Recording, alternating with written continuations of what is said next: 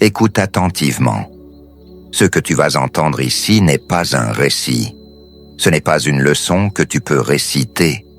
C'est un rappel, un choc pour ton âme. Dans la voix de l'arbre, nous ne parlons pas d'un Dieu extérieur. Nous parlons de la conscience, de l'esprit, de la mémoire. L'âme n'est pas une continuation du corps. Elle possède son propre corps, le cœur.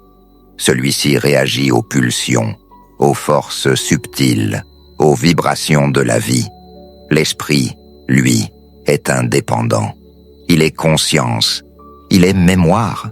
Il survit même lorsque l'âme se régénère ou se retire. Avant toute chose, comprends ceci. L'esprit peut exister sous forme fragmentée ou unifiée. Lorsqu'il est fragmenté, la conscience devient instable. Lorsqu'il est unifié, elle devient le maître de son corps, de son souffle, de sa mémoire. Au départ, l'esprit est déjà fragmenté. Il naît de l'interaction des forces élémentales, l'eau, la terre, le feu, l'air. Ces éléments, lorsqu'ils s'unissent, produisent la lumière. Dans le Vodun, cette lumière est la conscience. Les eaux portent le feu, la terre stabilise le mouvement, l'air devient le lien, le souffle qui permet l'interaction. Chez l'humain, la fragmentation apparaît lorsque l'âme cesse de répondre pleinement à son esprit, l'âme se retire pour se régénérer, laissant derrière elle des fragments de conscience. Ces fragments continuent d'exister, mais ils sont dispersés dans leur forme d'origine. Chacun porte une mémoire, mais celle-ci reste partielle. Si l'esprit n'est pas guidé, ces fragments deviennent source d'ignorance, d'illusion et de dépendance. L'ignorance n'existe pas par hasard. Elle est la conséquence d'un esprit sans corps, en mouvement. Trop de livres, trop de systèmes pédagogiques figent l'être humain. La répétition remplace l'éveil. La mémoire personnelle ne se perd jamais. Même dans la fragmentation, elle continue. Elle se découvre dans la continuité. Les fragments d'un esprit humain interagissent partiellement entre eux. Comme les organes d'un corps, l'air, le souffle, devient l'outil d'interaction. Ils permettent à l'esprit de maintenir cohérence et équilibre, même dispersé. Chaque fragment isolé peut sembler incomplet, mais lorsqu'il trouve le lien, la circulation, l'interaction avec les autres fragments, il retrouve sa force. L'âme, en régénération, agit comme une matrice de transformation. Elle n'est pas le maître de l'esprit, mais elle nourrit sa mémoire.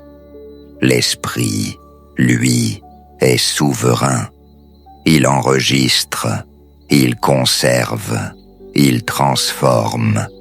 Celui qui observe ces fragments sans les juger découvre la première clé de la maîtrise de soi. Il existe une capacité rare enseignée par les anciens, celle d'unifier un esprit humain fragmenté. Cette unification ne se fait pas par la force, ni par l'illusion. Elle se fait par la discipline du souffle, l'alignement du corps, la synchronisation avec l'âme. Certaines espèces d'arbres sont des réceptacles de mémoire. Leur bois devient un canal, un corps pour l'esprit. Celui qui connaît la voie peut transférer un fragment égaré dans ce canal et lui redonner cohérence et continuité. Cette unification n'est pas un confort. Elle confronte l'être à ses failles, à ses illusions, à sa propre ignorance. Mais c'est ce passage qui transforme l'esprit humain en canal de lumière et de pouvoir. Si tu ressens ces paroles, ce n'est pas un hasard. La voix ne retient personne, elle rappelle ceux qui sont prêts. Abonne-toi maintenant et sois parmi ceux qui marchent avec le souffle vivant. L'initiation n'est pas un enseignement extérieur. Elle ne se reçoit pas comme une recette. Elle survient lorsque la vie arrache à l'être ce qu'il refuse de lâcher. Le souffle, l'âme et l'esprit doivent être en mouvement simultané. Celui qui ne comprend pas ces fragments reste prisonnier de symboles et de croyances. L'initié apprend à se reconnaître, à stabiliser son souffle, à nourrir son âme, à unifier son esprit. Chaque étape révèle une loi cachée, la relation entre énergie, conscience et matière. La lumière, dans la voie de l'arbre, est toujours le produit du mouvement et de la mémoire. Le souffle est le lien entre l'esprit et l'âme. Il traverse les corps, relie les fragments et active la mémoire. Lorsque l'être humain maîtrise son souffle, chaque acte devient expérience consciente. Dans la sexualité, dans le travail, dans l'art, chaque geste, chaque intention devient vecteur de conscience. Le corps est un outil, mais l'esprit reste souverain. La mémoire personnelle, l'intégrité du souffle et la continuité de l'esprit sont les véritables instruments de l'éveil.